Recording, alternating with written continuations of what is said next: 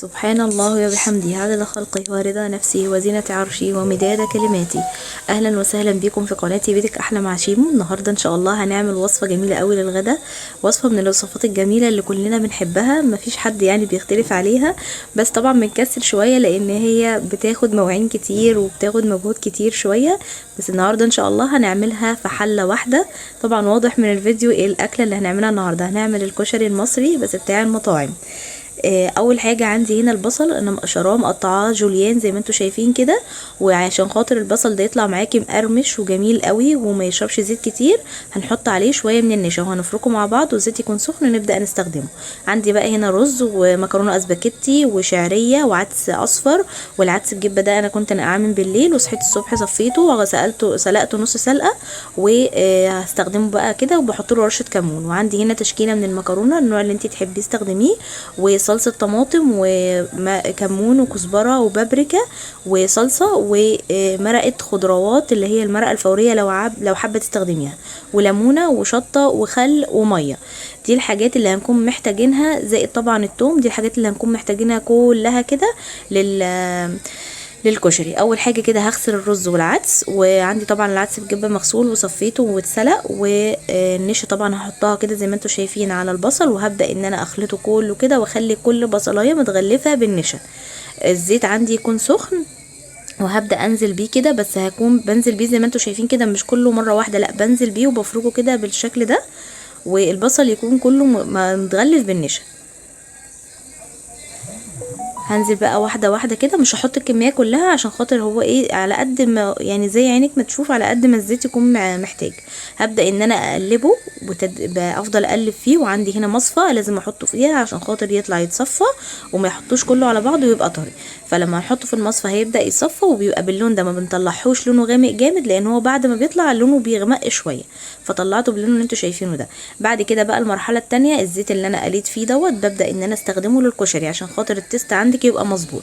هاخد كده زي ما انتوا شايفين، هحط بقى الشعريه وبشويه زيت وهبدا ان انا احمرها، وعلى ما تتحمر جبت حله تانية حطيت فيها برضو شويه زيت تانيين، وعندي شويه من الثوم، وهبدا بقى ان انا احمرهم، مش هخليهم يتحمروا يعني، بشوحهم بس تشويحه بسيطه خالص، وهنزل عليهم بالطماطم.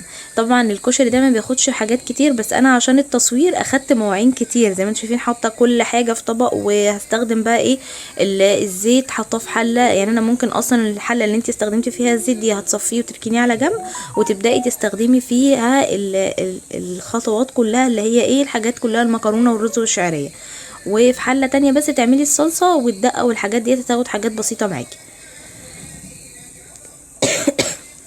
طبعا لو مش بنعمله في حله واحده، بتعملي الرز مع الشعريه لوحده، والمكرونه لوحدها، والعدس بجبه بيبقى مسلوق وبتضيفيه في الاخر على الاكل في النهايه يعني. ولو عايزه تعملي شويه كشري برضو برز بتعمليهم لوحدهم، لكن الحله الواحده ان احنا بنحط عليها كل حاجه. حطيت هنا على التوم، حطيت شويه من الصلصه، وهحط بقى كمون وكزبره وشويه من البابريكا والطماطم، هنزل بيها كده مضروبه طبعا ومتصفيه، وبحمر بقى في الشعريه وبعمل في الصلصه في نفس الوقت عشان استغل كده الوقت، بعمل كذا حاجه. هغطي بقى دي، خلاص كده خلصت التسبيكه، وعندي هنا الشعريه اتحمرت، هنزل عليها بقى بالرز والعدس، كنت غسلاه خلاص ومصفياه، وهبدا ان انا اقلبهم كده مع بعض. وبعد كده هنزل بالمكرونه والعدس، وهبدا برضو ان انا اقلبهم كده مع بعض. طبعا الحاجات دي بتاخد تشويحه كده مع بعض مع الزيت اللي احنا حطيناه، بيبقى الطعم بتاعها حلو قوي. عندي هنا بقى خلطه اللي هي المرقه الفوريه بتاعت الخضروات ديت، بتدي طعم حلو قوي للكشري، وشويه ملح، وهبدا ان انا اقلبهم مع شويه كمون وكزبره صغيرين جدا. وعندي طبعا ميه تكون مغليه، لازم الميه تكون مغليه عشان الحاجات دي ما تعجنش معانا. هنزل بقى بالميه المغليه عليهم، وهحط الشياطه عشان خاطر انا عايزه الكشري يستوي معايا بالراحه خالص على نار هاديه.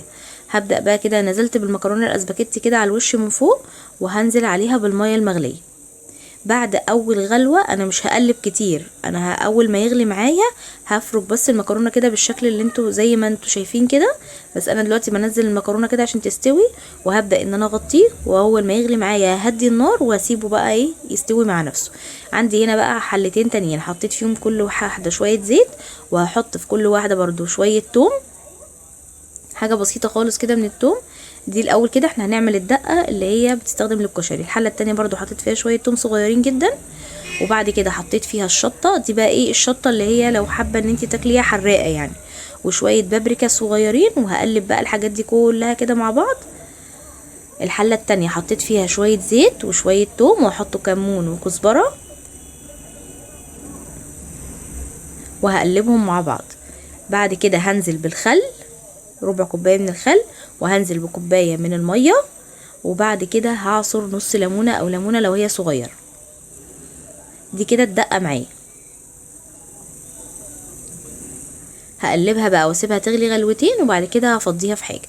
عندي هنا الشطه برضو قلبت التوم مع البابريكا مع الشطه، وهبدا اخد بيها شويه صلصه من اللي احنا عملناهم هحطهم على الشطه.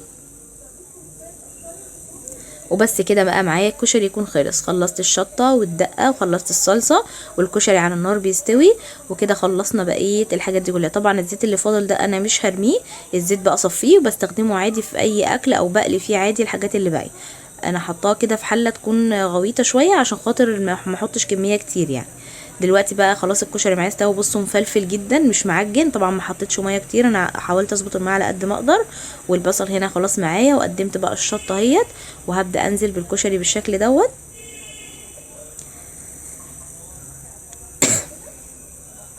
كده خلاص معايا الوجبه خلصت في وقت قليل جدا، ما خدتش فيها وقت طويل. يمكن كمان عشان التصوير خدت وقت طويل، عشان لما اثبت الكاميرا وابدا احطها هنا وهنا بتاخد وقت شويه. لكن هي لو انت هتعمليها عادي من غير وقت خالص بتبداي يعني ما بتاخديش فيها وقت خالص. يمكن البصل بس هو اكتر حاجه بتطول معاكي، وبتحطي كله على النار زي ما انتوا شايفين بالشكل اللي انا عملته ده جنب بعض وكده، ما بياخدش معاكي وقت خالص.